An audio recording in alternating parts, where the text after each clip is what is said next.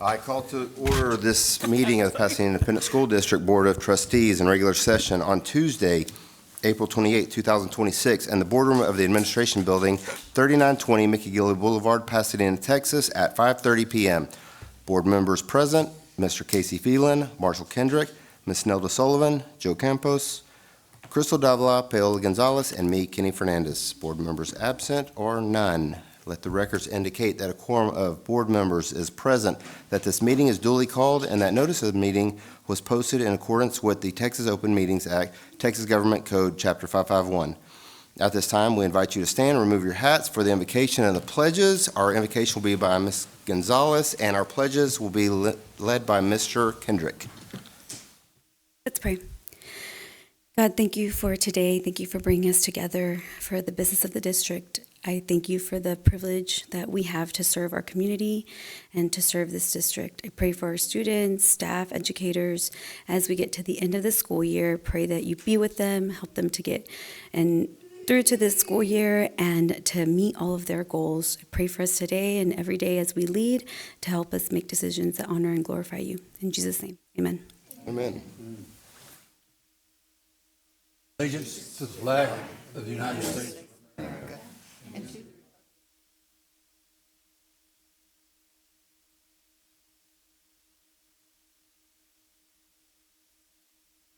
Honor the Texas flag.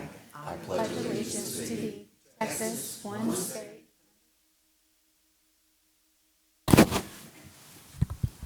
All right. Thank you. You may be seated. This now brings us to our public comment according to BED Local. This portion of the agenda allows for speakers to directly address the board. We ask that all speakers refrain from using profane or vulgar language. Complaints about an individual student and/or employee should seek resolution through the district's grievance process outlined in the applicable Pasadena ISD Board Policy DGBA, F&G, and GF. If a formal grievance has been filed with the district, you are encouraged to keep your remarks within the allotted 3-minute period and limit them to general discussion of your concerns. Please refrain from addressing specific details or merits of your complaint, as those matters are being held through the district's formal grievance process. Additionally, we ask that speakers respect the privacy rights of others, and in doing so, refrain from naming employees and/or students during the public comment portion of the agenda. Titles may be used instead. This admonition goes for both positive or negative remarks. Each person will be limited to a maximum of 3 minutes. Mr. Phelan will keep time and will indicate when you have 1 minute left and when your time has expired. The speakers tonight, first we'll have Miss Wendy Oliver. Topic is special education, and then after that we'll follow with Mr. Dexter Oliver. Topic, special education, and then the third and final would be Miss Davis, Mary Davis, and that would be topic of special education as well. Miss Oliver, your 3 minutes will start when you start.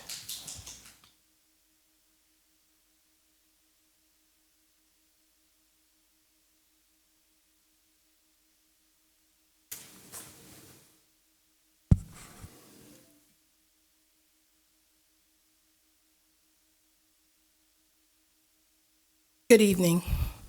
On this evening, as I celebrate my daughter's pending graduation, I wanted to come and share all good news. I wanted to come and report all the things that have been happening good on behalf of her. Unfortunately, I cannot in regards to special education because once again, the district special ed department failed to allow my daughter to get her independent evaluation, education evaluation without their interference. So I have filed a fourth due process hearing request with the state. My request to this board, though, tonight is that you inquire and determine whether the special ed processes and outcomes are serving students.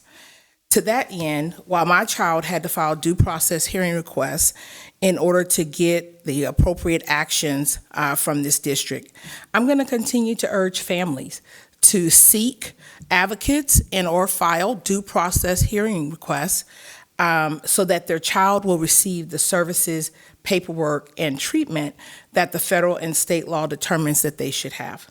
Again, I state again, you can reach me at obeducservices@gmail.com. I do want to say, though, a special thank you, and I am going to use his name against your law, but I'm going to use it, and that is to Mr. Jeremy Purvis.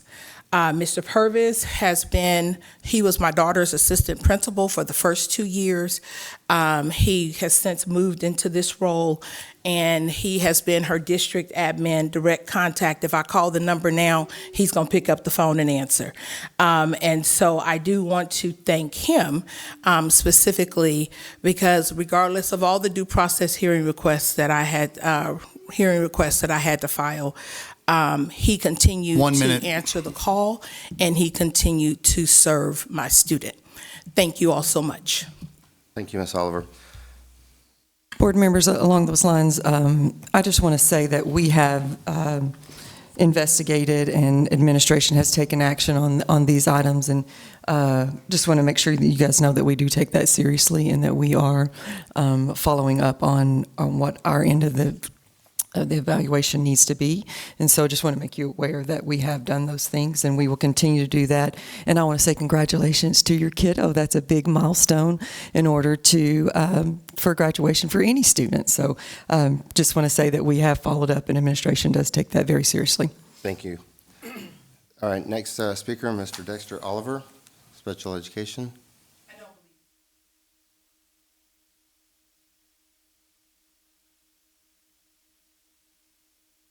The next speaker will be Ms. Mary Davis. Ms. Davis, your time will start whenever you start speaking.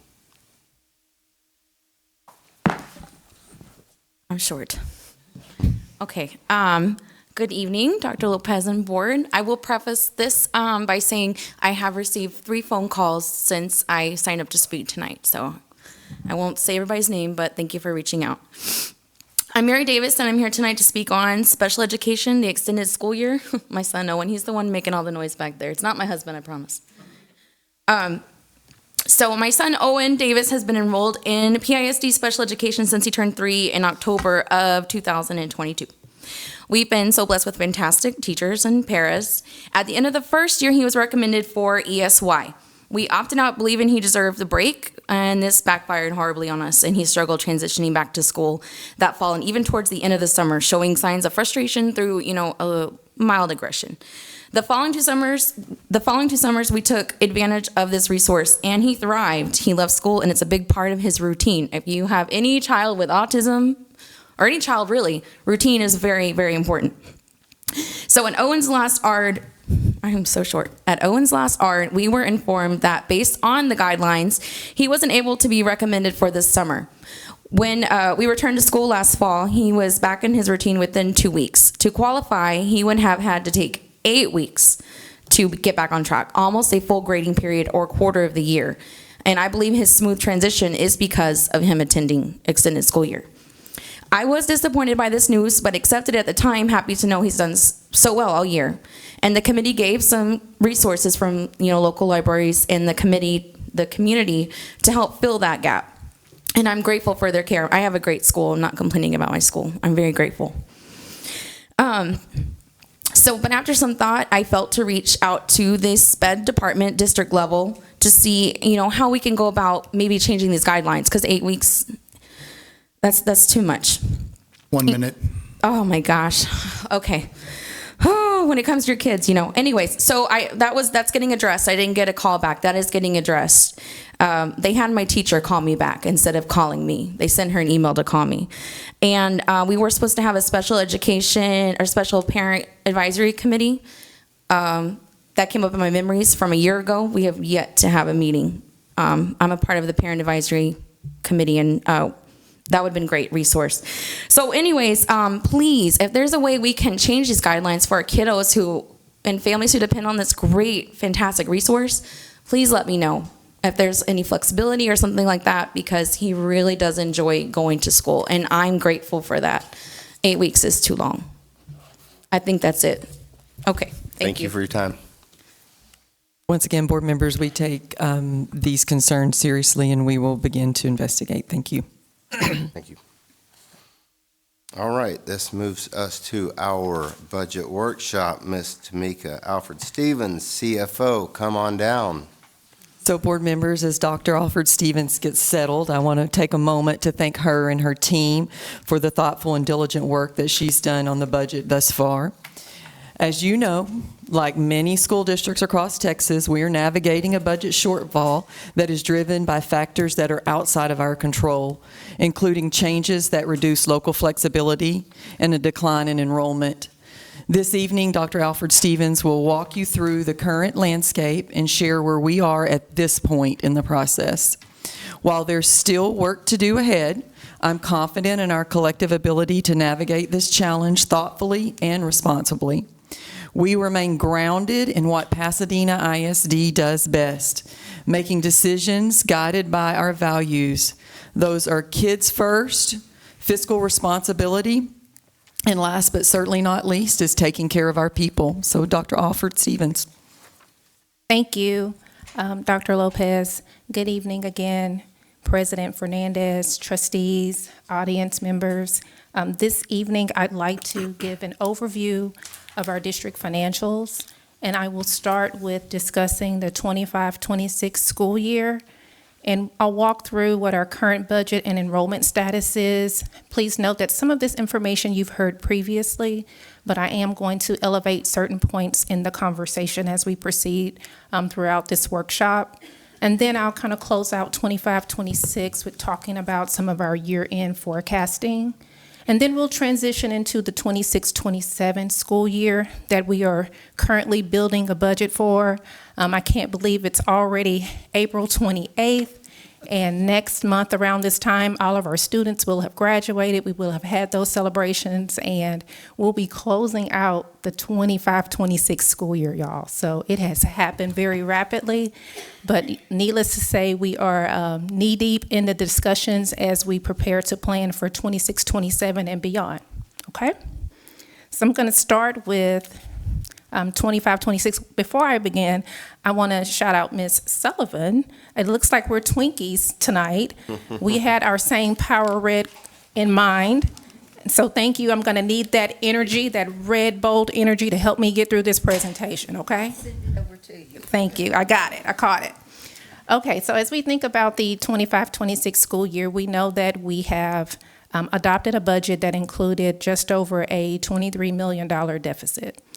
And at this time, we know that we've expended about 76% of that budget. So we are currently on pace to spend what we have projected and then some, and I'll talk a little bit more about that in a moment. But so that we are clear, anytime you have a deficit, that simply means that the amount of revenue that we've projected is less than the amount of expenditures that we've forecasted. And so when there's a gap, we have to make certain that we have available funds to be able to fill that gap.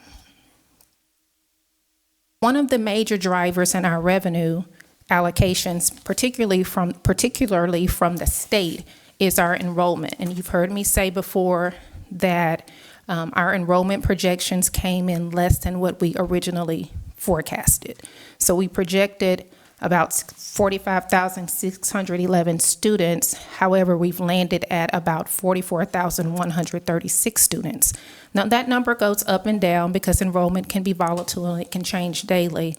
But the PEAM snapshot date is the date that we're focused on because that is the date that the state uses to determine how our funding will be allocated based on the number of students that we have at that moment in time.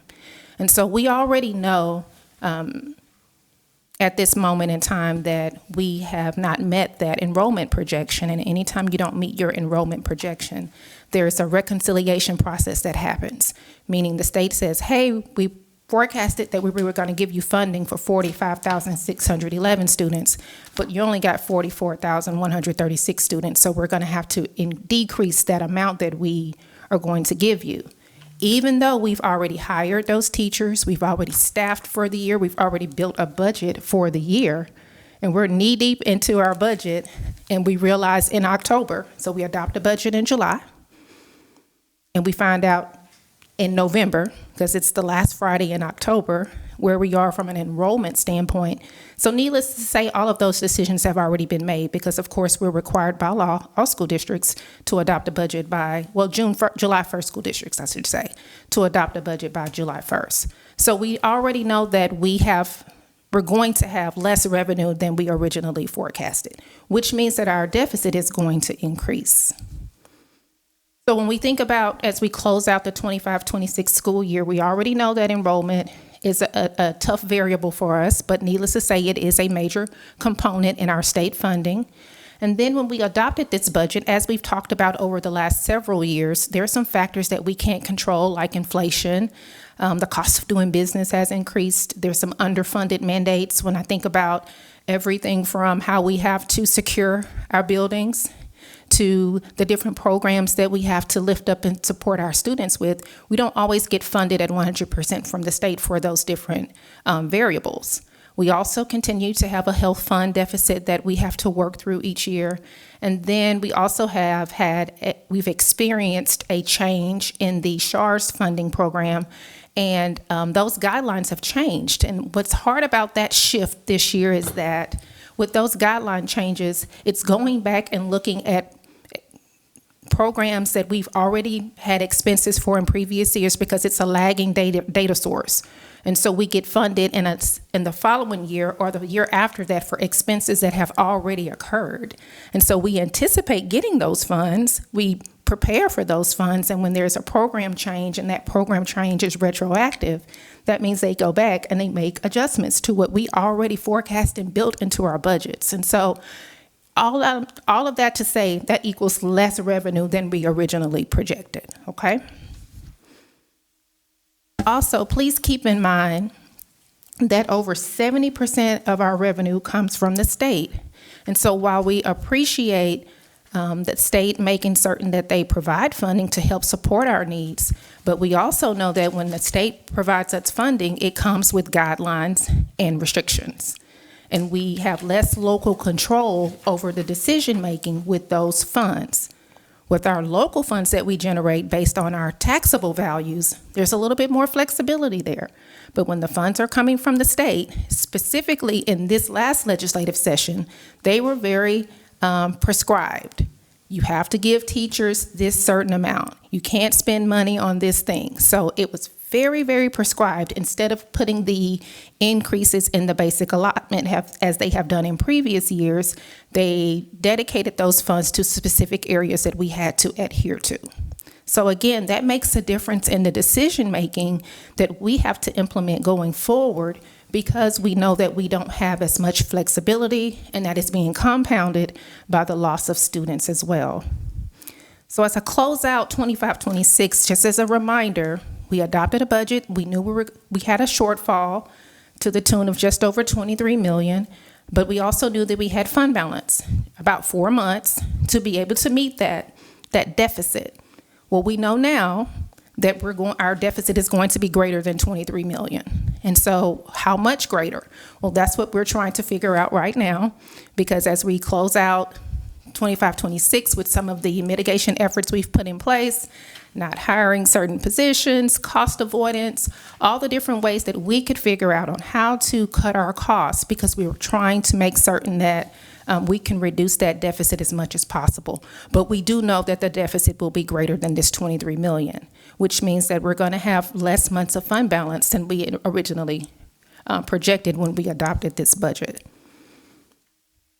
Now let's transition a little bit and talk about a multi-year review, because now we're really focused on looking at trends and patterns, because we know that these trends and patterns have to inform the decisions that have to be made going forward. And we've always used trend data to support our decision making, but now we're using a different lens when we look at some of the trends and patterns to make certain that we are protecting long-term stability. So if you'll look at that highlighted area in yellow specifically, which is the 26-27 school year, you'll see that we are again forecasting that we're going to have another year of enrollment decline. We're also forecasting that for 27-28 and 28-29, because after that we are projected by some data sources, like what our demographers provided us, is showing that we're going to kind of plateau around that time. But I will tell you, stay tuned, because what we think may be true today, it only takes, one storm, a tax day flood. It only takes one variable to change some of the outcomes that we're seeing. And so that's why it's important to look at trend data so that we can be responsive to what the data is telling us. And we can see that we've experienced an enrollment decline over the last several years, and we need to make sure that our budget is reflective of that. Also, when we think about looking at our data from a taxable value perspective, and you'll see here over the last several years, while we have seen some increases in our taxable values, those increases have gone down, or the degree to which there has been an increase in our tax base has decreased over time. And so taxable value increases are important because, again, that's us generating additional dollars locally to be able to meet our own individual needs. But if you look at the 2025 tax year, you'll see that for the first time in a long time, our taxable values actually decreased. And some of that is attributed to some of the legislation that it has come down the pipeline as it relates to homestead exemptions and all the increases that we are currently enjoying as a homeowner right now. And I always say, as a homeowner, I get it, but as a CFO, it hurts, and so as a school system, it pinches a little bit differently, right? And so needless to say, for 2026, we're forecasting that our taxable values are going to be flat. And that simply means we don't think we're going to have an increase nor a decrease, because this is the second year of the biennium, and we know that is it the governor or the lieutenant governor's legislative priorities are already kind of out and circling, and property tax legislation is going to probably be on the agenda once again. And so needless to say, we have to take into consideration what the data is telling us to make certain that we are making informed decisions, because we know that based on what we're seeing right now, we're not going to probably have these taxable value increases where we can generate some additional dollars locally, which makes us rely on the state even more. And then again, another multi-year review just to show you what has transpired over the last several years.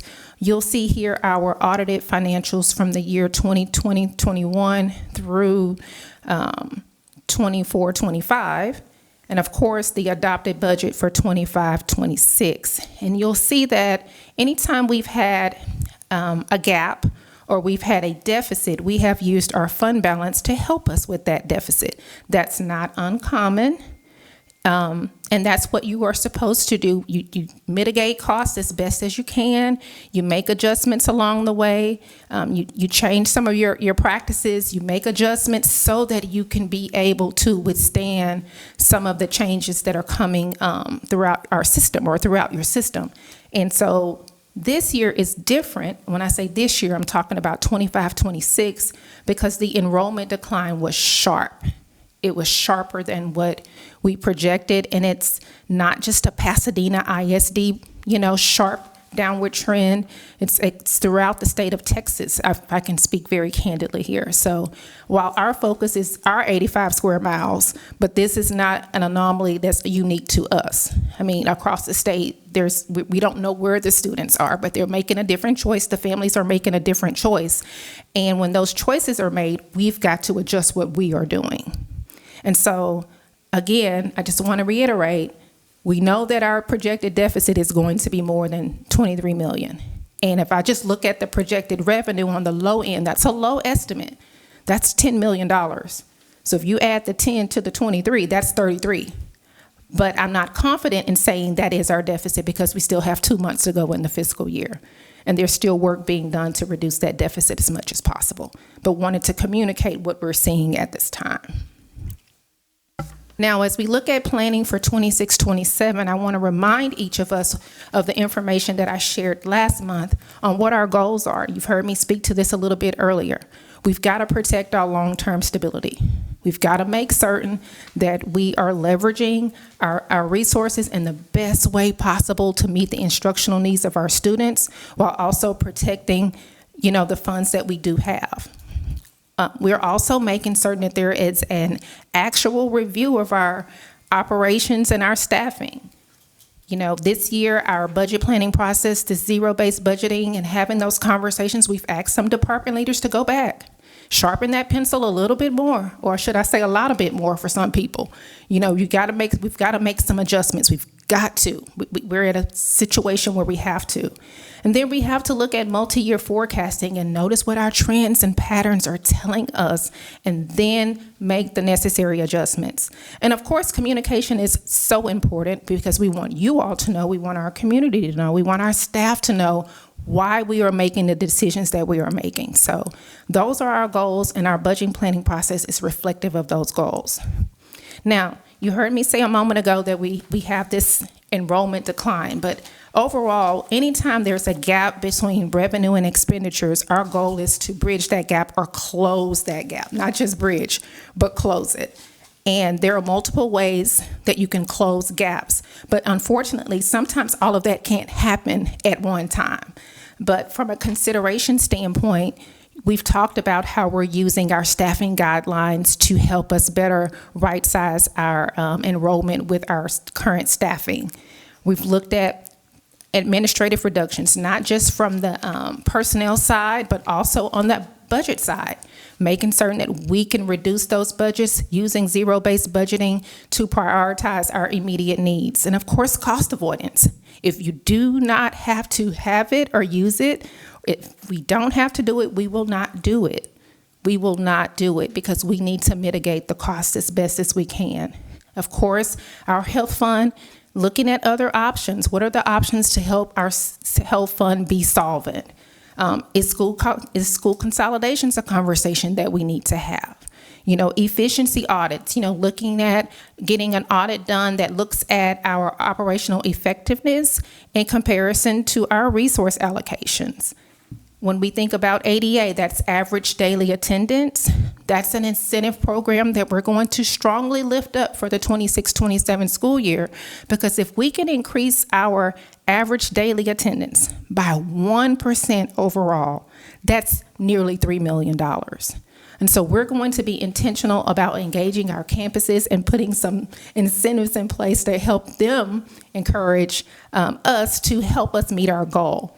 And we know that it's not always just about the money part of it, but we know that kids coming to school every day is just as important because we know that they need that instructional time. And when they're missing that seat time and that instructional time, that can have a negative impact on outcomes. So it lifts all tides when we can make sure our students are at school every day, and it also helps us generate additional funding. Also under consideration is how can we collect fees in a different way? How can we make certain that any outstanding fees that anyone owes, our students owe, are collected in a more effective way? And then also under consideration, we did not include raises. We're not looking at raises at this time as a part of our 26-27 budget planning because we know that those are expenditures that we would have to sustain. So at this time, the considerations that we are putting forth and the efforts that we're putting forth in our budget planning process does not include any compensation increases for all of our staff. And you've heard me mention property values. We're not anticipating an increase in our taxable values. So what does that mean, and how should that consideration bear on our budget? And of course, the last two areas, really looking at the availability of fund balance.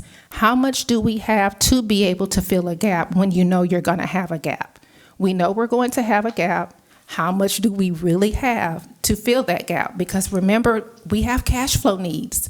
There are months throughout the year where we're not getting any money from the state, and you haven't paid your tax bill yet because usually you pay in December or January, or some of you pay in February, right?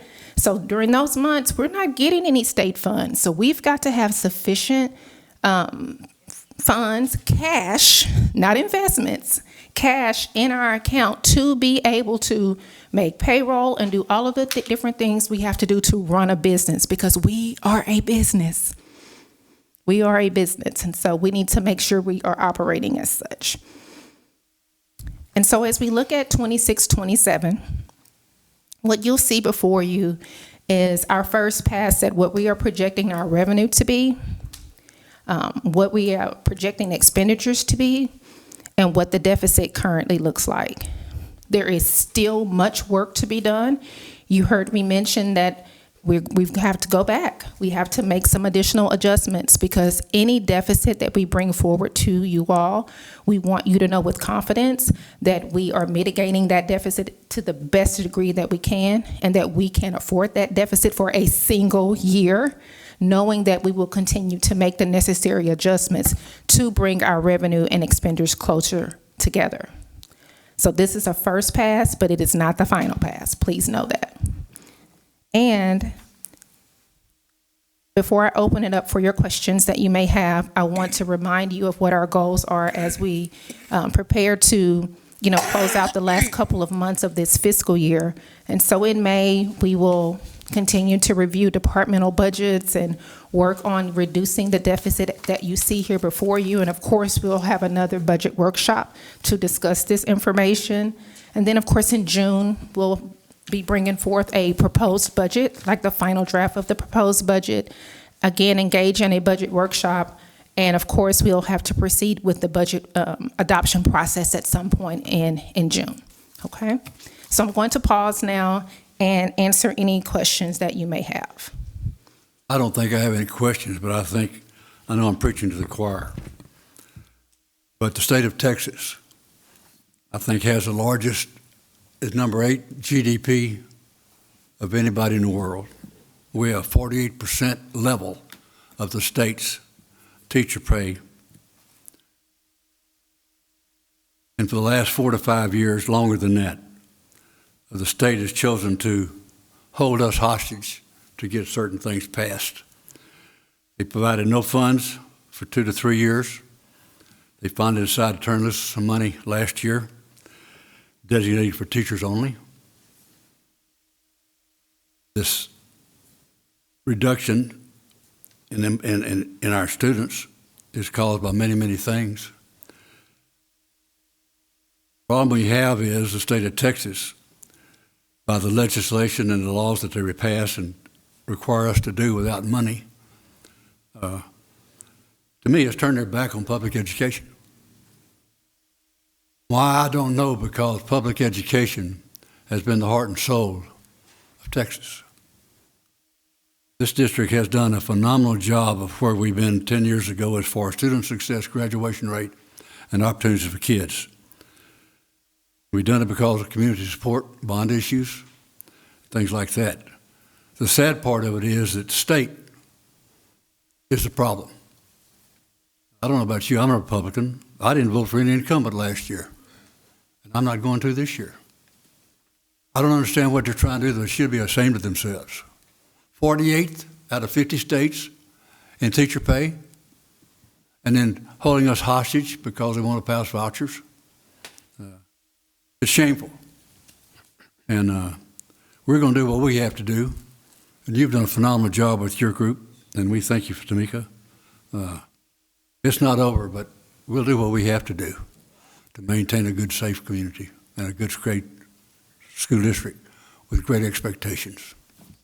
Thank you, Tamika. Thank you, sir. Yes, ma'am.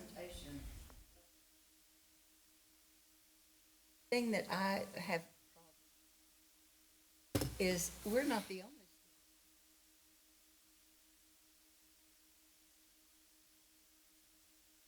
Somewhere along the way, that the issue is we have to have funding. So I know that we as a board, we're concerned and our community's concerned, but until we have some changes in Austin, we're just going to have to bite the bullet and do what we have to do. Yes, ma'am. But we do appreciate all of your work. Thank you. Thank you. Do we have any questions? Yeah, this is, we always get the good news and hear all the good things, and this is just that we knew it was coming. We've known it was coming, and it's hard to see, but it's something that we, as this board, will support whatever our superintendent has in front of us and what you're putting in front of us. and we're going to make this work. We're going to show the state, we're going to show the community, we're going to show everybody that we've got grit, and we're going to get down into it, and you're going to get down into it, and you're going to pull us out of this. And we appreciate every last thing that you and your team has done, because it's hard. It's hard to say. Well, actually, it's kind of easy to say. It's hard to do, and you guys are doing it. So thank you for what you're doing. We'll see you in a week. Thank you. May 5th. I appreciate you all. And again, my team is phenomenal. The support group helps me stay grounded and focused on doing the work. And I wouldn't be able to do that without the people that are in here supporting me this evening. So again, thank you. And just so you know, my apologies I didn't address you correctly, Dr. Tamika Alfred Stevens. So Thank you. my apologies. No need. Thank you. Okay. Thank you for that.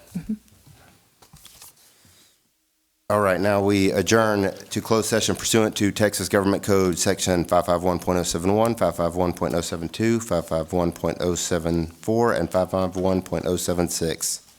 We will reconvene as close to 7 o'clock as possible. All right, we reconvene an open session at 7:21. This now brings us to our special recognition. Dr. Lopez? Yes, I'm very excited about this evening. This is one of our biggest evenings to get to showcase students, and we're excited to recognize the Vanguard Community Service Award recipients. The Vanguard Award was created years ago to honor high school seniors who have dedicated hours of volunteer work to service in our Pasadena community. Whether that involves volunteering time or sharing talents, these students make a positive impact on our community, and we are truly thankful for their outstanding volunteer service. We would like to share a short video created by our communication team which shows the work of these outstanding students and explores what motivates them to volunteer in their community. And my voice is going to get worse throughout the night, so I apologize.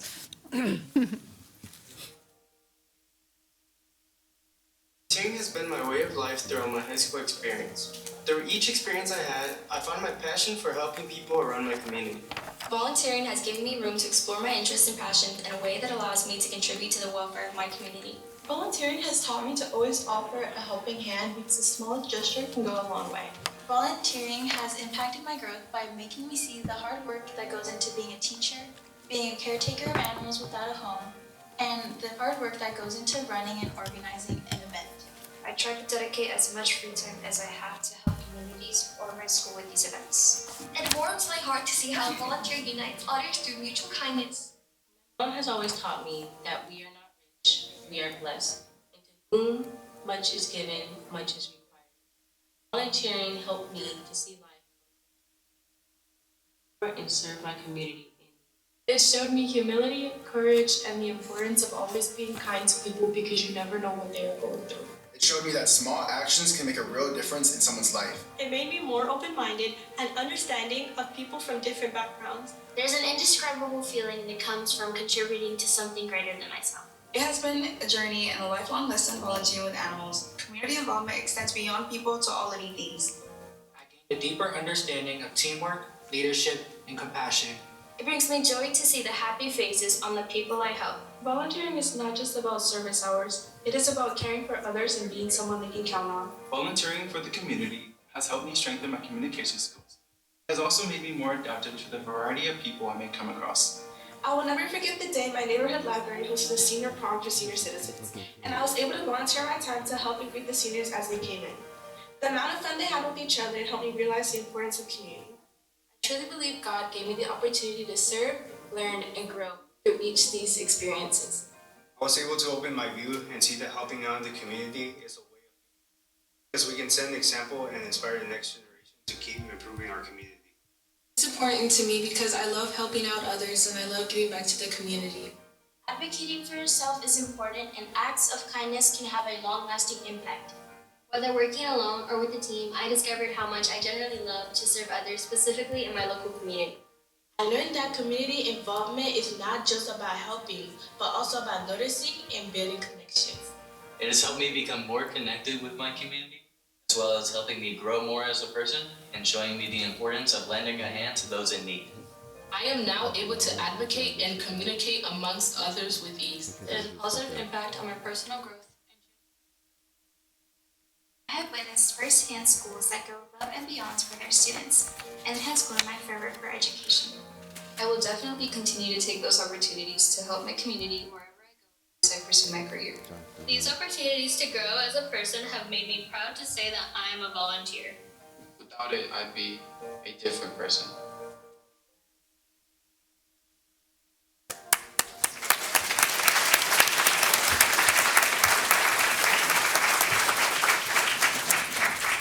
That definitely gave me chills, and I'm so proud of what these students have accomplished and can't wait to have them all walk in front here in just a moment. So right this time, we'll call their counselors up so that we can call their names. So we'll get started with Gabriel Munoz from Dobie High School.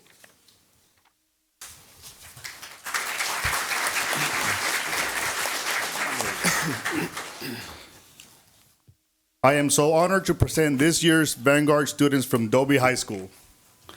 Caitlin Baines.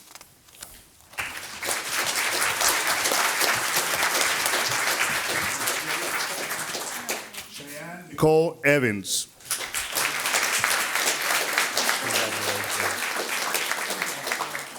Morgan A. Hill.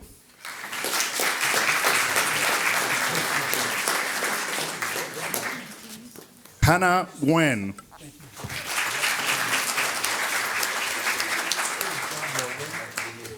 Maite Vianey Sosa.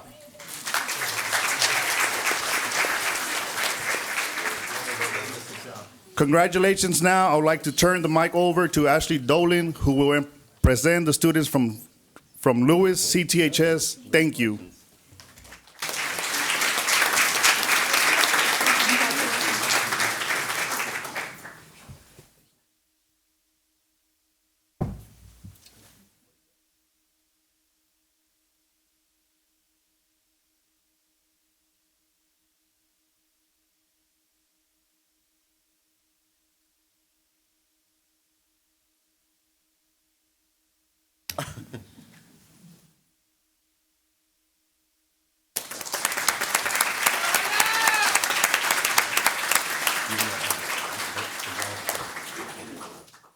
I'm delighted to present the Vanguard students from CTHS.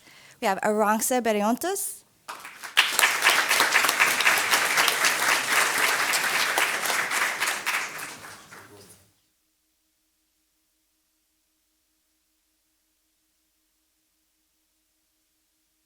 and Myla Erilyn Elizondo,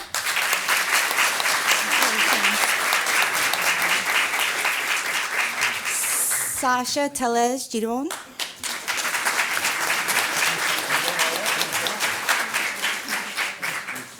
Isis Martinez,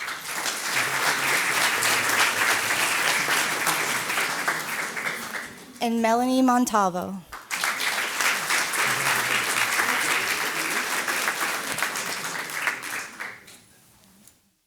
Thank you, CTH Vanguard students. I'll now turn the microphone over to Leslie Reels from Pasadena High School.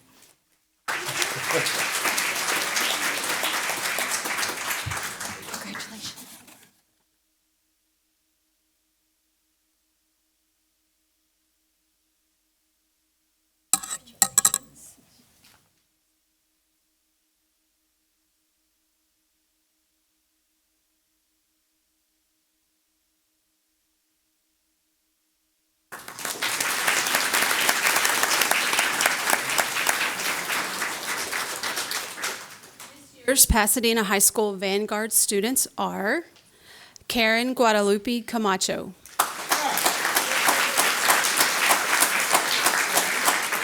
Adrian Cantu, Yaritza Sosa, Daniel Trujillo Jr., Jose Ramon Valdez III.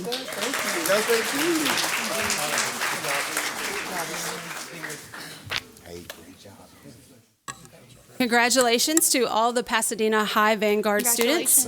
Now I will ask Laura Malum to present her Vanguard kids.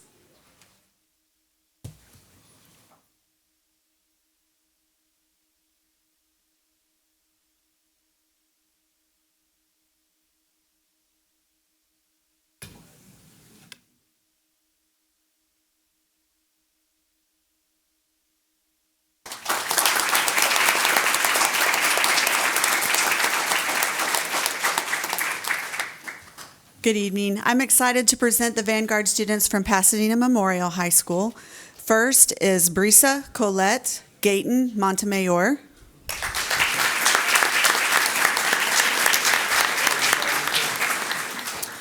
Jonathan Luna, who's unable to be with us tonight because he is in Florida at Disney with the band. Congratulations. Amira Muhammad.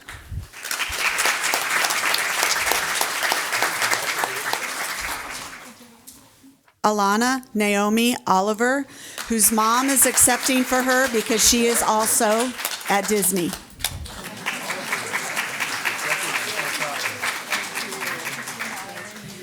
Karen Juliana Rosan Santos.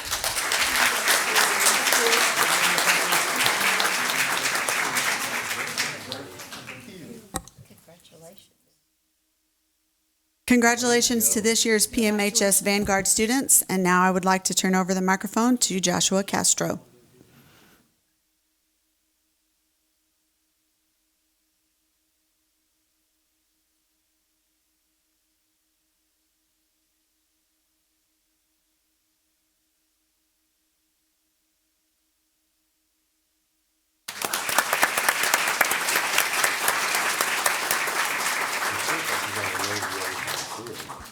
Good evening. At this time, I would like to present the Sam Rayburn Vanguard Award recipients. Ashley Cruz.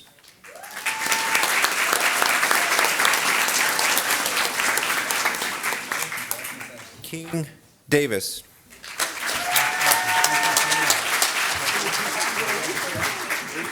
Salvador Gonzalez.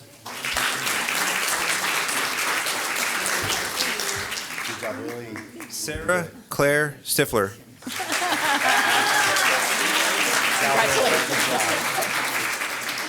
And Sophia Stifler. I know.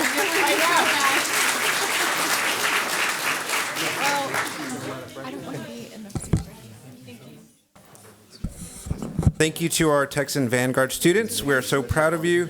I would now like to ask Michelle Malvo to come to the microphone.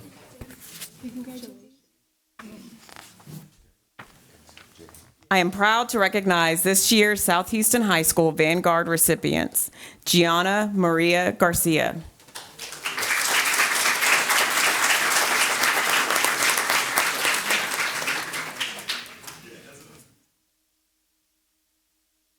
Anne Hunminton.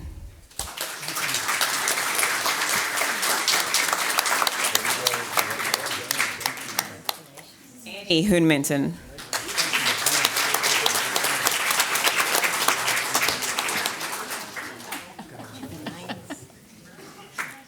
Valerie Rodriguez.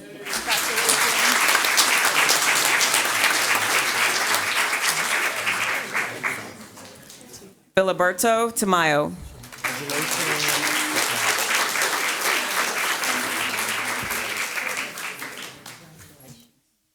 Thank you to our South Houston High School Vanguard students and to all of this year's Vanguard recipients for your contributions to our community.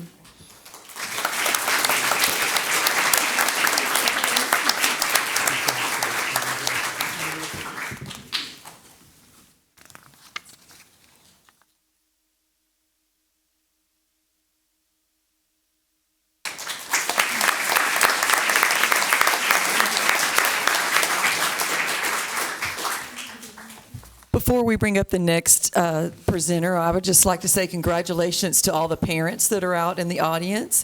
Thank you for instilling these values within your students, and thank you most of all for sharing them with us, because obviously they're the cream of the crop here in our district. So thank you very much, parents, for what you've done with your students.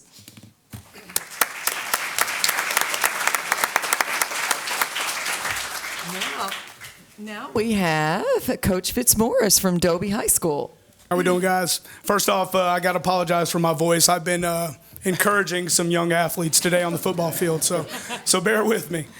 Okay, here we go. So Dobie High School sophomore Jackson Canales earned first place in his weight class at the Texas State Powerlifting Competition held March 26th through 28th in Abilene, Texas. This state weight competition brought together the top powerlifters across the state, making Jackson's accomplishments even more impressive. Jackson secured the state title with an incredible total lift of 985 pounds. A true testament of his strength, discipline, and relentless work ethic. His success reflects not only physical power, but months of focused training, resilience, and commitment to personal improvement. Under the leadership of Coach Reginald Rice, Jackson trained throughout the year to prepare for this moment. This achievement highlights the impact of the strong coaching, supportive programs, and students who are willing to dedicate themselves to excellence, both in competition and in life.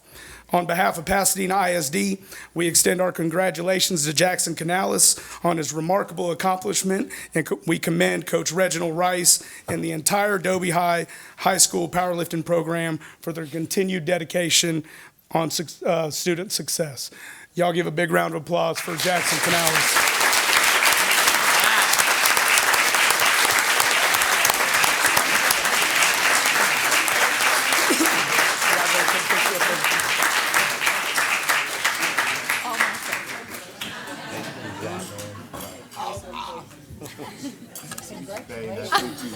Good job out there.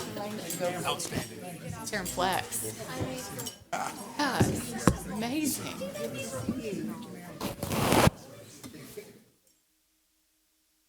Wow. So cool. Say that again. How much? 900? 985 pounds.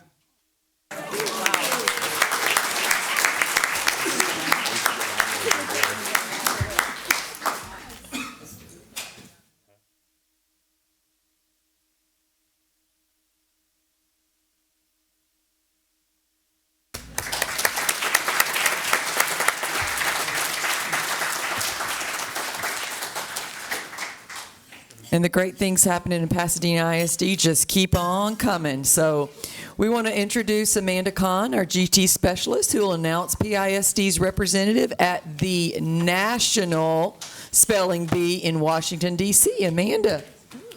Good evening, Dr. Lopez and members of the board.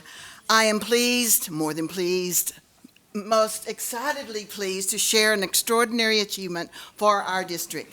At last month's regional spelling bee, Haven or Sua, I know I was going to miss this name. Haven or Sua, our district champion from Melillo Middle School, earned a spot to compete at the Scripps National Spelling Bee, one of the most prestigious academic competitions in the country. On Saturday, March the 30th, after 8 hours of competition, 17 rounds, a written test, which Haven tells me none of the words were in the words he studied on that written test, and a three-way tie for third place, Haven emerged as the third place regional winner and will represent Houston City College Regional Spelling Bee and whoop, whoop, Pasadena ISD at the national competition. So this is a rare and remarkable accomplishment. Millions of students, I'm not joking, y'all, millions of students participate every year, and only the best advance to the national level. Since 1925, the National Scripps Spelling Bee has stood as a hallmark of academic excellence, challenging students in spelling and vocabulary, critical thinking, and performance under pressure. Right? Lots of pressure. For example, Haven's words in rounds 13, 14, and 15 were mother rumbug, tulip, azrud.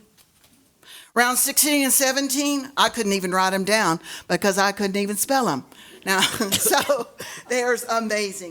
Haven is only a sixth grade student who has devoted countless hours to studying over a list of 4,000 words and definitions.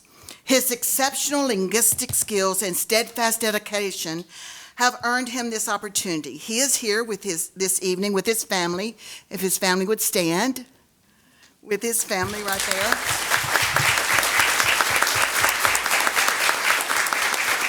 And Melillo brought a huge group of support, but we want to recognize Melillo's principal, Jennifer Saucedo, and spelling bee coaches Megan Medina and Deborah Yoakum. We'd like to recognize Haven and Malillo with this board commendation and recognition of this remarkable accomplishment. Our Pasadena ISD, we take pride in providing students with opportunities, excellent and memorable experiences. Haven has certainly taken advantage of these opportunities, demonstrated excellence, and will have an unforgettable time in Washington, D.C. We wish Haven the best of luck as he and his family travel to Washington, D.C. to compete May the 26th through the 28th. It's a six-day event. Please join me in giving Haven a warm applause as he represents our district on the national stage. A really warm applause. Amazing student, amazing student. Oh, yes. Malillo has a history of having great spellers. Haven has been the district speller 2 years in a row, and then won a national this year.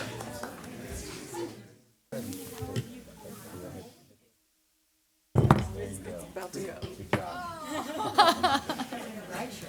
Thank you. If you have any questions, I could go on and on about the spelling bee that day. So just find me, and I will be glad to go on and on about it. Oh, twice in a row. Oh my gosh. So amazing. Oh, that's so incredible.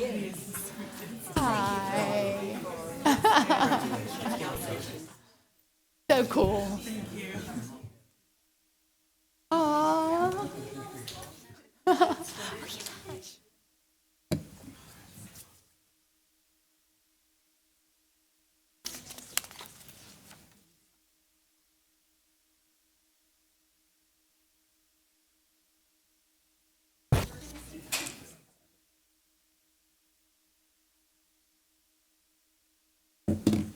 Wow. I used to be good at spelling.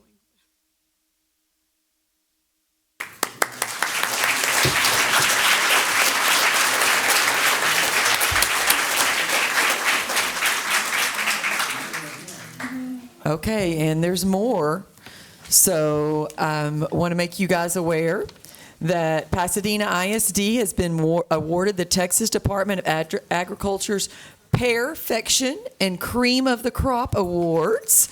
That is, the Perfection Award recognizes schools that take extra steps to ensure the fresh fruit and vegetable program has a lasting positive impact for students, featuring unique fruits and vegetables with weekly nutrition education sessions.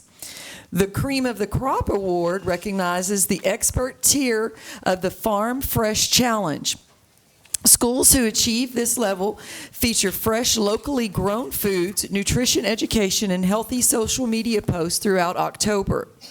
So we would like to recognize our very own Mary Harriman, Jody DeFresco, Catherine Ossie, and Kelsey Leprec in our Nutrition Services Department for their efforts for going above and beyond providing additional fresh fruit and healthy food programs for our students.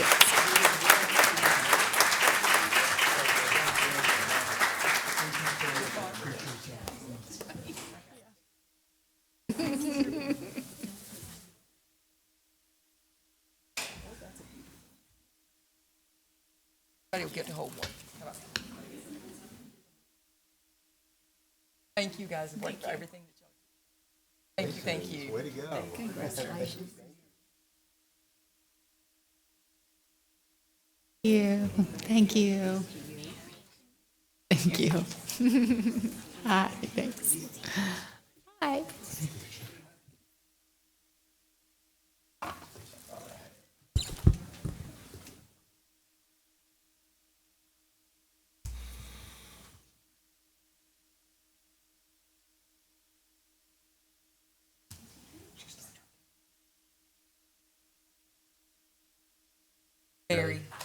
Mary.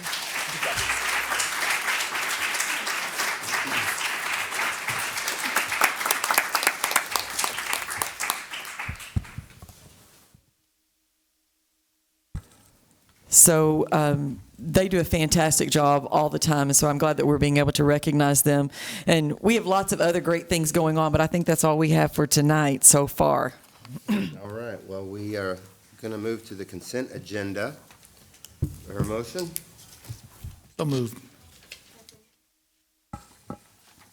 Motion by Mr. Phelan, second by Ms. Gonzalez. Any discussion? All in favor? Aye. Any opposed? Motion carries.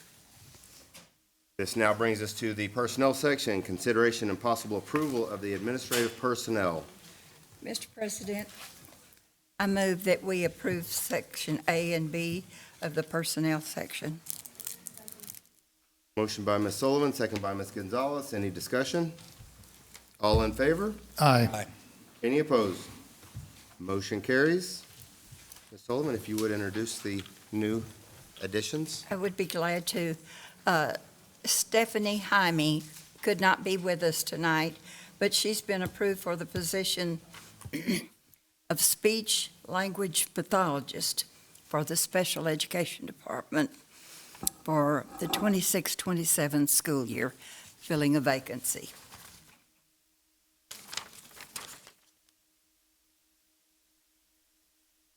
So when you see her, would you give her congratulations?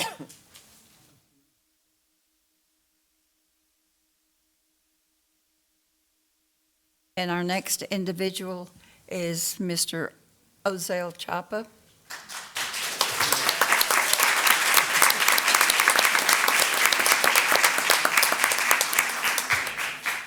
We're glad that you could be with us tonight. And Mr. Chapa's been approved for the position of Assistant Director of Transportation for the 26-27 school year. Excuse me, replacing Jim Jacobs, who is retiring. And do you have family with you today? Yes, I do, ma'am.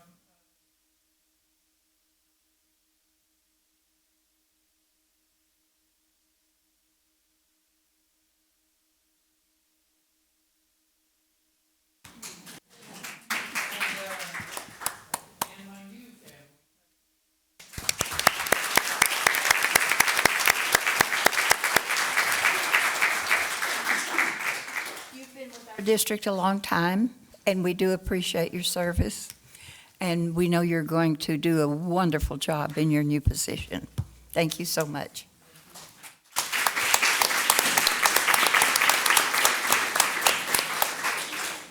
All right, this brings us to certified personnel for 2025-2026 school year for information only. Support personnel for 2025-2026 school year for information only. And we would like to thank you, our new appointed administrator, and we're excited to have you part of the district. You can stay for the rest of this meeting, or you can step out if you want to and take pictures and spend time with family and friends. And just so you know, we're all your family. Congratulations.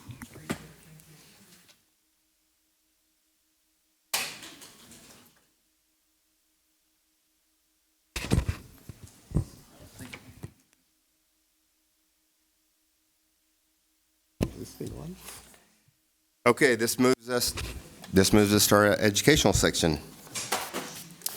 Student Health Advisory Council, SHAC, Spotlight, Miss Amber McNeish, PE Coordinator. Come on down.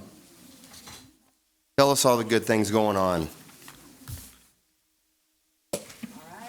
Good evening, Dr. Lopez and Board of Trustees. We're super excited to give you a glimpse at what the School Health Advisory Council does throughout the school year. My name is Amber McNeish. I have the honor of serving as the PE Health and Wellness Coordinator. And in just a second, I'm going to turn it over to my colleague, Elise Neff. She is our Coordinated School Health Specialist.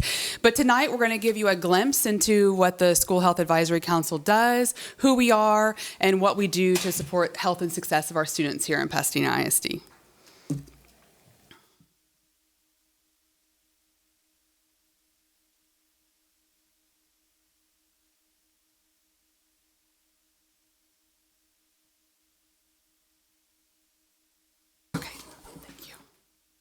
All right, so the Shack is made up of primarily parents, also community members, and then you'll see all of the district departments that are also part of the Shack. And it's intentionally inclusive of multiple perspectives so that we can make the best wellness decisions and informed decisions for our students, staff, and families. And then the Shack follows a continuous improvement cycle, very similar to what the PDSA cycle that the district uses. And it's focused on improving health and wellness for everybody within our district, students, staff, and families. And then you're going to hear more about this cycle as I go through the presentation. So first, the Shack is primarily a way that we can share with one another. We meet quarterly, and the committees share wellness priorities, upcoming events, identified needs, and then parents are also invited to share their feedback with us, and then community organizations share the resources that we have available locally. The Shack also reviews district and campus health data and stays informed on legislation related to student well-being. And now for the fun part. The Shack really is about connecting and collaborating within the district departments, community organizations, as well as local initiatives. And so I'd like to highlight 2 events that we've had recently. In the fall, we hosted the Walk for Sight. It was an incredibly successful event, but the event helps us fundraise for vision needs within the district, but it also supports health and wellness programming. And it was such an amazing community event. We exceeded our goal and raised $71,000 for these efforts. And then the City of Pasadena, the Lions Club, as well as our school district partnered on this event, and there were 2,200 walkers that showed up at Crenshaw Park that afternoon. So it really was a huge success. And then for the first time ever, we hosted a wellness conference this year, and we partnered with the counseling department, the PE Health and Wellness team, and community organizations to offer 56 choice sessions to our PE and health teachers as well as our counselors. And we had 300 teachers and counselors attend the conference, and they were thrilled with the ability to choose their own sessions, but also learn from one another because many of the sessions were presented by their colleagues. And now I'll turn it over to Elise. She's much taller than I am. Thank you. So the next part is planning. Planning is a really, it's a critical function of the Shack. And the Shack provides input and recommendations that help us shape our district wellness planning and our priorities. Our strategic plan, we pushed a button. There we go. Okay. Strategic plan and our long-term goals. On to our favorite part, and that's celebrating everything that we get to do. Celebrating progress is an important part of sustaining wellness efforts. Through our partners like the National School District Wellness Coalition and the Alliance for Healthier Generation, our district has been recognized in excellence in wellness priorities and practices, reinforcing that students and staff support our academic success. This year, Amber and I were asked to be invited to participate in the National School District Wellness Coalition. We had 17 campuses that were recognized as America's Healthiest School Award, and then we had 27 campuses that were recognized with the Excellence in Wellness Award. To keep the celebration going, we're actually proud of the physical activity happening across our district. The Shack believes that healthy, active kids make better learners, which is why supporting district-wide physical activities is a priority. This year, 464 3rd through 6th graders competed in our punt, pass, and kick and our big shootout events. We had 1,520 students cross the finish line for the 1.2-mile Get Fit Jog event, and then every kindergartner through 6th grader participated in campus-based track and field events. While we're proud to celebrate these accomplishments, the Shack has also has important responsibilities required by law. These include recommending health education curriculum, promoting physical activity, supporting student mental health, and ensuring compliance with substance abuse prevention requirements. More details are outlined in your SHAC board report provided to you guys, along with the wellness policy implementation triennial report. And then all of the required SHAC postings are also available on the district website, linked here with that QR code. What you've heard tonight is just a snapshot of what the SHAC has done this year. The SHAC is made up of dedicated individuals who believe in educating the whole child. We'd like to thank Dr. Lopez, our district and campus leaders, and the Board of Trustees for your continued support of the whole child education and your commitment to the health and well-being of our students and our staff in Pasadena ISD. We will close with a brief highlight reel of the SHAC's work over the past year.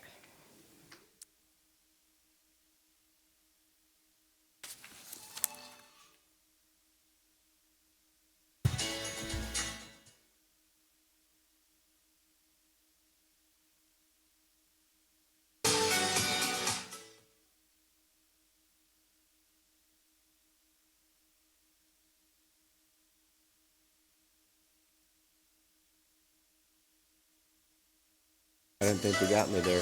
I was trying to be inconspicuous. Hey, there's one.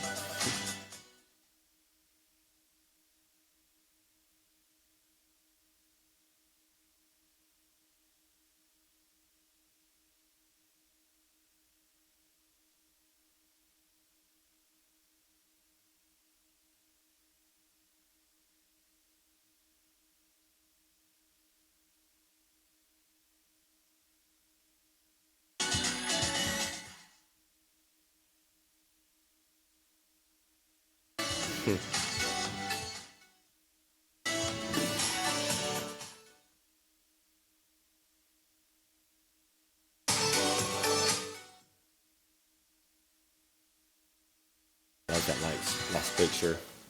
Thank you all very much. Thank you.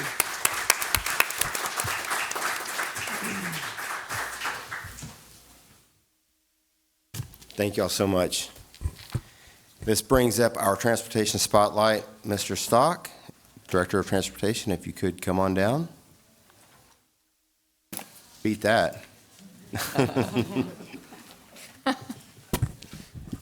I was feeling pretty good about the presentation until I heard about what Haven was spelling. I said, oh, geez, I don't know if I can beat that in this presentation.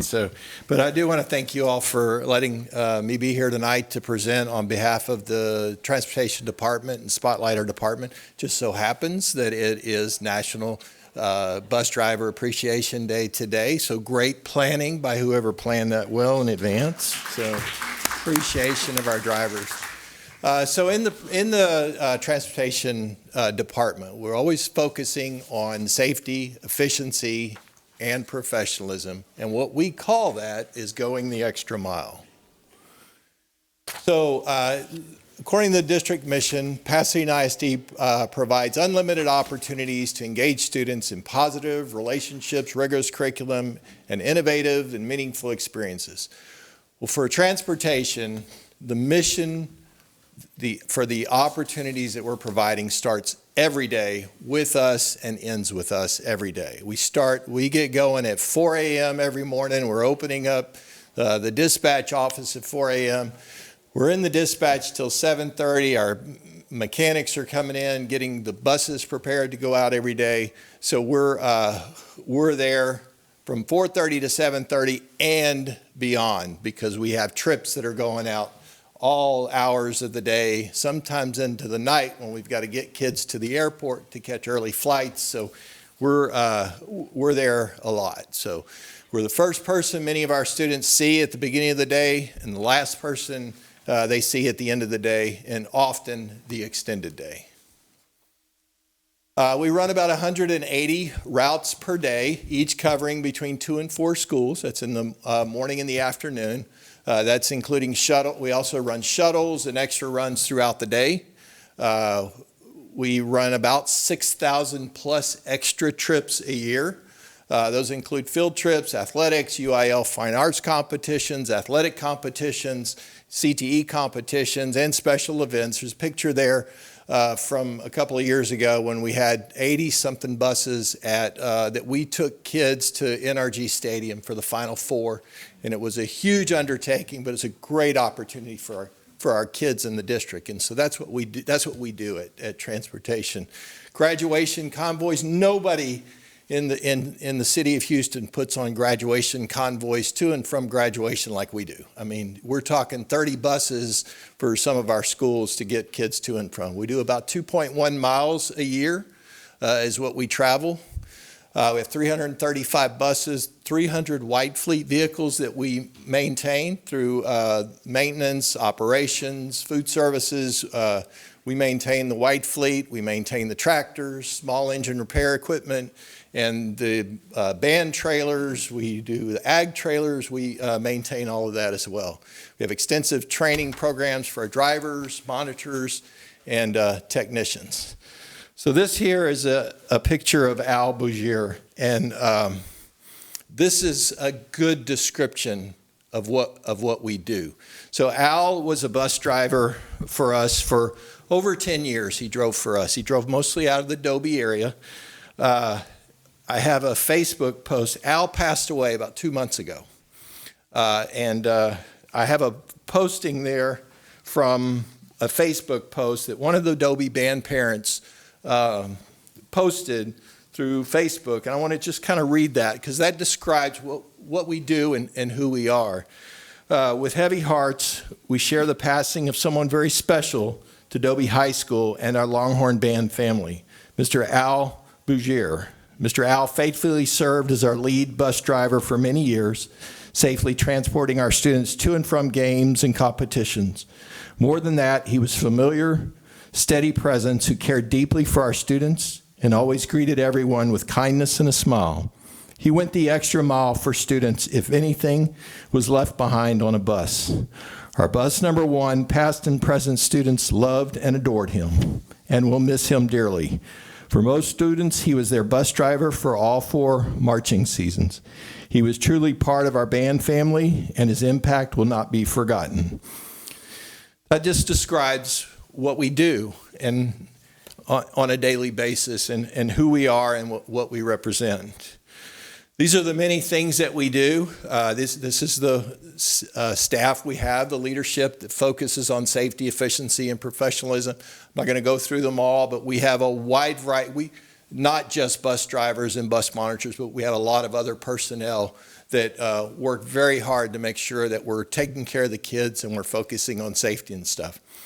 So at Al's, just talking about the leadership of our department at Al's memorial service, his wife came up to me at the memorial service and she said, "I want you to read his obituary." And in his obituary, she actually put this in there. During his final visit to the emergency room, the doctor asked, "What do you do for a living, Mr. Bougier?" Al replied, "I'm a school bus driver." The doctor continued, "I bet those kids can be a handful." Al expressed, "Yes, but they can be a handful, but they respect me and I respect them." Mutual respect was a life lesson Al lived by and shared with all. It is the way we lead and how we represent the department and the district. So that's who we are. That's what we do. That's what we do on a daily basis. We've been here a long time. District's been here. This is a picture from 1951, one of our older school buses. This one's no longer on the road. But it did its job back in the day. So thank you all for representing the district. Thank you all for your support that you give us throughout the years. Thank you. Thank you, Robert.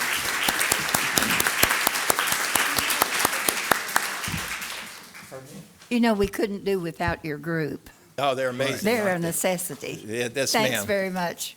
We appreciate all you do for us, Bob. Thank you. Any other comments? Thank you, Mr. Stock. All right, consideration possible approval of the instructional materials and technology allotment and TEACS certification for the 2026-2027 school year. So moved. Motion by Ms. Sullivan, Second. second by Ms. Davila. Any discussion? All in favor? Aye. Any opposed? Motion carries. Consideration possible approval of the grant award for the Laura Bush Foundation for America's Libraries to Cruz Elementary in the amount of $5,000. So moved. Second. Motion by Mr. Kendrick, second by Ms. Sullivan. Any discussion? Board members, I will say that we won't be putting out a media statement on this until later in May, and so we had to have the agenda item to get the grant moving forward, but we can't put out publicly in a media statement until later in May. Okay. Any questions on this? I'm sorry. Any other questions? All in favor? Aye. Any opposed? Motion carries. And number 5, this agenda has been pulled. Number 6, consideration possible approval for the Dobie High School theater students to travel to Bloomington, Indiana to attend the International Thespian Competition and Festival on June 20th through 27th, 2026 for an approximate cost of $12,500. So moved. Second. Motion by Ms. Sullivan, second by Mr. Campos. Any discussion? All in favor? Aye. Any opposed? Motion carries.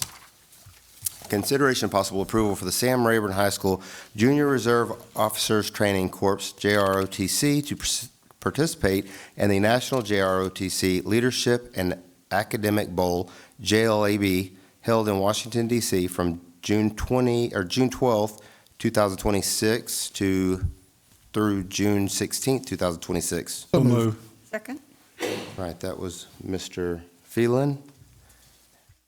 Motion by Mr. Phelan and second by Ms. Sullivan. Any discussion? All in favor? Aye. Any opposed? Motion carries. Consideration possible approval for Sam Rayburn High School choir, dance, orchestra, and theater students to travel to Orlando, Florida from April 21st, 2027 through April 24th, 2027 at the approximate cost of $2,260 per student to travel to perform at Universal Studios. So moved. Second. Motion by Mr. Campos, second by Ms. Sullivan. Any discussion? Will we have anybody left at Rayburn? All in favor? Aye. Any opposed? Motion carries. Consideration possible approval for J. Frank Dobie High School speech and debate qualifying team members to travel to 2 national championship events. 1, National Individual Event Tournament of Champions, the NIETOC, on May 7th through May 11th, 2026 in Shakopee, Minnesota. And you like that accent. And the second one would be National Catholic Forensic League, the NCFL, on May 22nd through May 25th, 2026 in Washington, D.C. for a total cost not to exceed $15,480.70. So moved. Second. All right. Motion by Mr. Phelan, second by Ms. Sullivan. Any discussion? All in favor? Aye. Any opposed? Motion carries. Student achievement for information only. Our students in band, choir, orchestra, archery, HOSA, cosmetology, auto mechanics, criminal justice, welding, as well as future educators have been working hard. Please see and take time to look at their achievements this month. There's a lot of them. This now moves us to our financial section. Consideration possible approval of the budget amendments for March 2026. So moved. Motion by Mr. Kendrick, second by Ms. Gonzalez. Any discussion? All in favor? Aye. Any opposed? Motion carries. This moves us to operational section. Consideration possible approval of authorization for the superintendent to sign an extended term commercial electricity service agreement with Direct Energy Business LLC, DBA Energy and NRG Business. So moved. Second. Okay, motion by Mr. Phelan, second by Ms. Sullivan. Any discussion? So board members, we're asking for this approval. And we also have this evening Rich Bella from TASB Energy Co-op and Jennifer Lorvik from NRG, should you have any questions.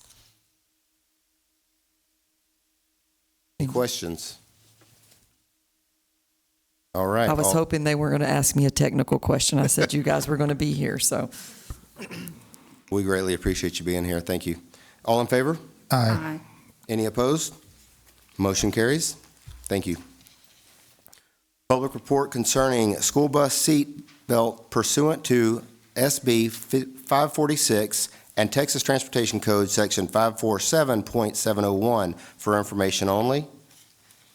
Consideration and possible approval for the adoption of a board resolution concerning seat belts on school bus pursuant to SB 546 and Texas Transportation Code Section 547.701. So moved. Second. Motion by Ms. Sullivan, seconded by Mr. Campos. Any discussion? So we do have a public report for the, we'll go ahead, do the public report real quick for the seat belts. Is that going to be you, Robert, that reports on the public reports? And then can we take action after that? Yes. Because we have the motion on the board for the third, and then we'll hear discussion, and then we can act on that, correct? Yep, okay. We just have to have the public report first. Ready? Ready. Okay. So I'm assuming that you guys have the sheets in front of you. So back in 2017, the state legislature passed, that one was Senate Bill 693, that stated that all buses 2018 and newer had to have 3-point seat belts. At that time, the state allowed school districts to opt out of it, provided that the school board determined that it was financially not feasible for them to afford it. Our district, however, went ahead and everything we've purchased since 2018 has had 3-point seat belts. This past summer, the state legislature passed Senate Bill 546, which changed that law that would require for all school districts, for all buses, to have the 3-point seat belts. So it gave us the task of determining how much it would cost for us to retrofit the buses that we have. So the board has the option to decide whether it's financially feasible or not as well. So that's what you have in front of you, is you have the numbers of how much it would cost. So total buses, we have 332 buses. Currently, 87 of those have the 3-point seat belts, 89 have 2-point seat belts, and 158 have no seat belts. And then I also have it broken down by the manufacturer, that what it would cost to retrofit the buses that we have, for a total cost for 245, we would have to retrofit 245 buses. And it would cost $8,458,864.82 to retrofit the school buses that we have that do not have the 3-point seat belts. Or the other option would be to replace those 245 buses with new buses that have the 3-point seat belts. That would be a cost of $37,139,360. Difference in the 2-point and the 3-point. So the 2-point seat belts are the buses that we have on our special ed buses that we purchased prior to 2017. Since 2017, the regular ed and special ed buses have had the 3-point seat belt. So the 3-point seat belts have the strap that comes over the student's body, whereas the 2-point is just the lap belt.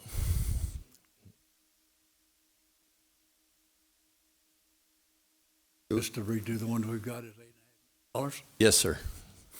You want to buy the whole fleet right at $37 million? Sure, yes. 37 Call the million. state and ask them where the money is.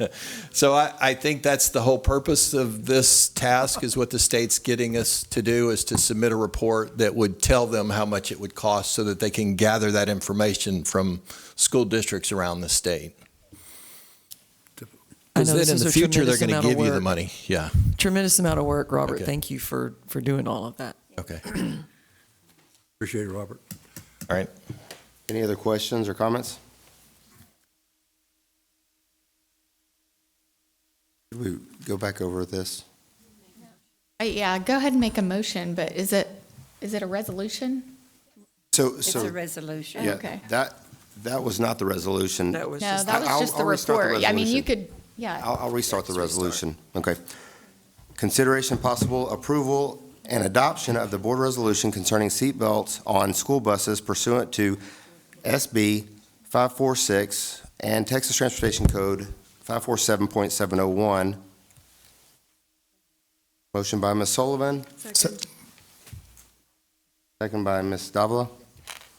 Any further discussion? All in favor? Aye. Any opposed? Motion carries. Consideration and possible approval of the resolution to declare district property as surplus property for the purpose of soliciting bids for sale. So moved. Second. Motion by Mr. Phelan, second by Ms. Sullivan. Any discussion? Board members, I would just like to share with you guys that this is connected to the property that we had already, you guys had already approved for surplus property on Perez Street. Previously, we had that section of the property where we were storing portable buildings, and we are at this point trying to get rid of our portable buildings, so that's what made that property eligible for us to be surplus. So just want to make you all aware of that. And it's gone up to 9.679 acres. All right, as a total? Yes, as a total. Yes, ma'am. Thank you. Any further discussion or questions? All in favor? Aye. Any opposed? Motion carries. Consideration possible approval of final change order number 2 for the 2022 bond plumbing upgrade Group 1 project in the credit amount of $12,257.05. So moved. Second. Motion by Mr. Phelan, second by Ms. Sullivan. Any discussion? All in favor? Aye. Any opposed? Motion carries. Consideration possible approval of the change order number 2 for 2022 bond safety and security project. So moved. Motion by Ms. Sullivan, second by Ms. Davila. Any discussion? All in favor? Aye. Any opposed? Motion carries. Consideration possible approval of the allowance expenditure authorization, AEA number 35, for the 2022 bond New Parks Elementary School Replacement Project in the credit amount of $34,716. So moved. Second. Motion by Mr. Kendrick, second by Ms. Sullivan. Any discussion? All in favor? Aye. Any opposed? Motion carries. Consideration possible approval of the allowance expenditure authorization, AEA number 22, for the 2022 bond New Bailey Elementary School Replacement Project in the amount of $38,193. So moved. Motion by Ms. Sullivan, Second. second by Mr. Campos. Any discussion? All in favor? Aye. Any opposed? Motion carries. Consideration possible approval of the allowance expenditure authorization, AEA number 23, for the 2022 bond New Bailey Elementary School Replacement Project in the credit amount of $2,860. So moved. Motion by Ms. Sullivan, Second. second by Mr. Campos. Any discussion? All in favor? Aye. Any opposed? Motion carries. Consideration possible approval of the allowance expenditure authorization, AEA number 24, for the 2022 bond New Bailey Elementary School Replacement Project in the amount of $44,131. So moved. Motion by Ms. Sullivan, Second. second by Mr. Campos. All in favor? Aye. Any opposed?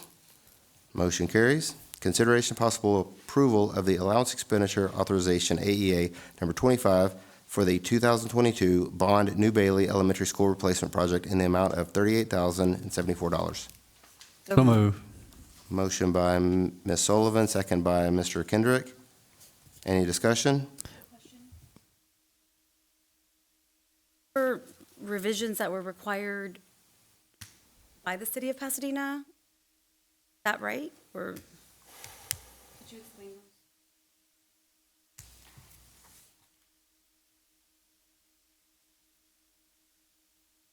Not actual permitting costs, correct? Okay. There are comments that came back from the city during the plan review permit, the beginning of the project. So a lot of times there's back and forth. We have to resubmit several times to the city to make the corrections. So they made a lot of changes to doors, hardware, frames that they actually interpreted the code differently than we had and wanted to make it more fire resistant. So they added some more fire retardant doors, fire walls, ADA concrete ramp. So it's just more stringent requirements than we had in the initial. There's changes from the city of Pasadena, like moving forward, so we would know that if there's ever. Pretty typical. That happens in just about every project. We've got some recent examples. Parks, City of Pasadena plan review comments, that was $77,000. Transportation, we had City of Pasadena plan review. Similar issues then? Yeah, Okay. similar things. Mhm. And so every time it costs us money to redo this? In order to get the permit. Re-permit? Okay. All right, any other questions? Discussion? All right, all in favor? Aye. Any opposed? Motion carries. Consideration possible approval of the change order number 2 for the 2022 Bond New Jessup Elementary School Replacement Project. So moved. Motion by Ms. Sullivan. Second by Mr. Campos. Any discussion? All in favor?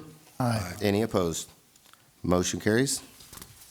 Consideration possible approval of the final change order number 1 for the 2022 Bond McGuire Baseball Field LED Light Retrofit Project in the credit amount of $80,132.44. So moved. Second. That was motion by Mr. Phelan, second by Ms. Sullivan. Any discussion?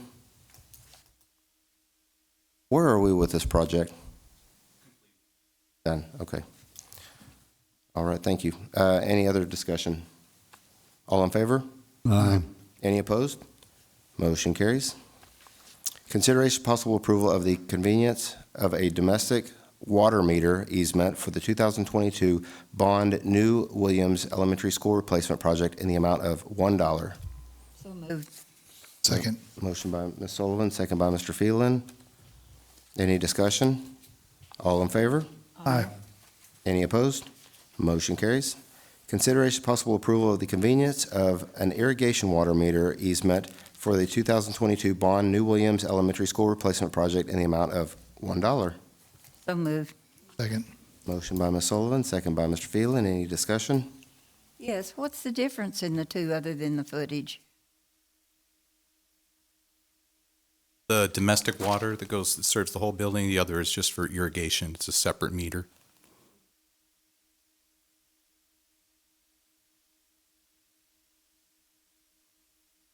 Yards and ground? Yes, for watering the fields. All right, any other discussion, any other questions? All in favor? Aye. Any opposed? I'm getting ahead of myself. Motion carries. All right, construction update for information only. Does anyone have any questions, comments on that? This moves us to our miscellaneous section. Consideration possible approval of the Texas Department of Public Safety Mutual Aid Agreement for Complex Emergency Response and Investigative Planning. So moved. Motion by Mr. Second. Phelan. Second. Second by Mr. Kendrick. Any discussion? I didn't find but just a couple of signatures.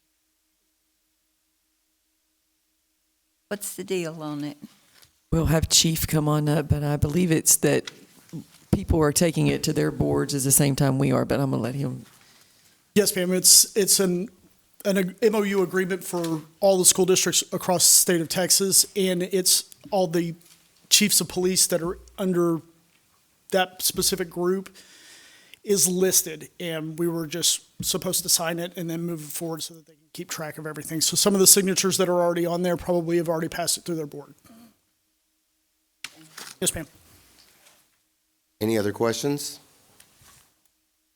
All in favor? Aye. Any opposed? Motion carries. Announce board training completion requirement for the period covered by this announcement, May 1st, 2025 through April 28th, 2026.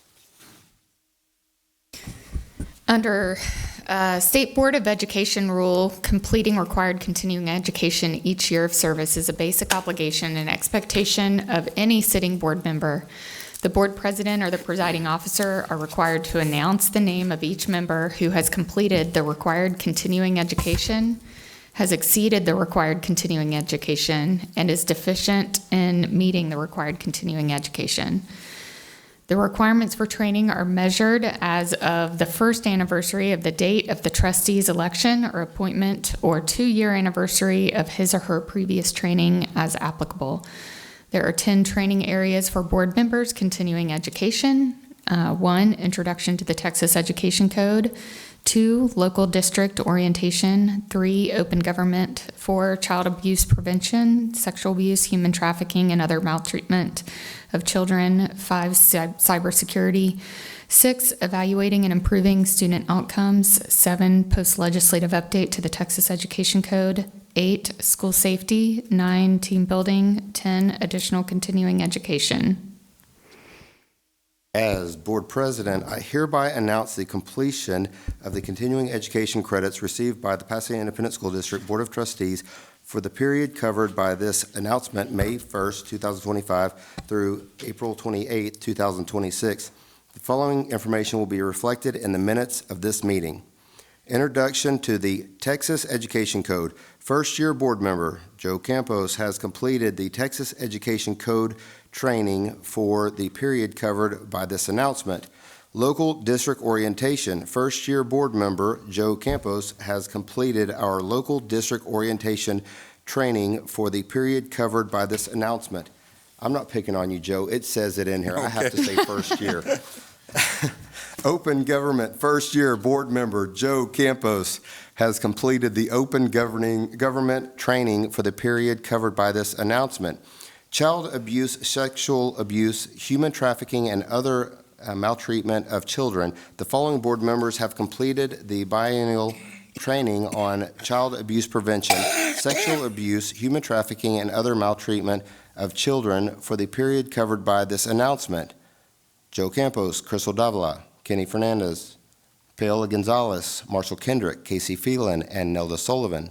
Cybersecurity. The following board members have completed the annual training on cybersecurity for the period covered by this announcement. Joe Campos, Crystal Davila, Kenny Fernandez, Paola Gonzalez, Marshall Kendrick, Casey Phelan, and Nelda Sullivan. Evaluating and improving student outcomes. The following board members have completed the biennial training on the evaluation and improving student outcome. Joe Campos, Crystal Davila, Kenny Fernandez, Paola Gonzalez, Marshall Kendrick, Casey Phelan, and Nelda Sullivan. Post-legislative update to the Texas Education Code. The following board members have completed the biennial training on post-legislative update to the Texas Education Code for the period covered by this announcement. First-year board member Joe Campos. It doesn't say that, but I wanted to say that. I see. All right. Crystal Davila, Kenny Fernandez, Paola Gonzalez, Marshall Kendrick, Casey Phelan, and Nelda Sullivan. School safety. The following board members have completed the biennial training on school safety for the period covered by this announcement. Joe Campos, Crystal Davila, Kenny Fernandez, Paola Gonzalez, Marshall Kendrick, Casey Phelan, and Nelda Sullivan. Team building. The following board members have completed the annual team building training for the period covered by this announcement. Joe Campos, Crystal Davila, Kenny Fernandez, Paola Gonzalez, Marshall Kendrick, Casey Phelan, and Nelda Sullivan. Additional continuing education. The following board members have completed the annual additional continuing education requirement for the period covered by this announcement. Joe Campos, Crystal Davila, Kenny Fernandez, Paola Gonzalez, Marshall Kendrick, Casey Phelan, and Nelda Sullivan. The following board members have exceeded the annual additional continuing education requirements: Joe Campos, Crystal Davila, Kenny Fernandez, Marshall Kendrick, Casey Phelan, and Nelda Sullivan. There are no training deficiencies for the period covered by this announcement, and that means that the Pasadena Independent School District has the greatest board, that I added. All right, that concludes the training board, or the required board training announcement. So, we have a motion. Do we have a motion on this? Motion by Ms. Sullivan. Second. Second by Mr. Phelan. All in favor? Aye. Any opposed? Motion carries. And we now set the date for the next regular meeting on Tuesday, May 26, 2026. what is it? Oh, no. It's 28th. April the 28th. May 28th. May 20, it's May 26th. It was a typo in yours, Got it. in the Okay. agenda. Good. So the set date for the next regular meeting on Tuesday, May 26th, 2026. Do I hear a motion? Motion. Second. Motion by Mr. Phelan, second by Ms. Sullivan. Any discussion? All in favor? Aye. Any opposed? Motion carries. We adjourn, closed session. No, we don't need to adjourn. All right. No. All right, we adjourn on April 28, 2026 at 8:32.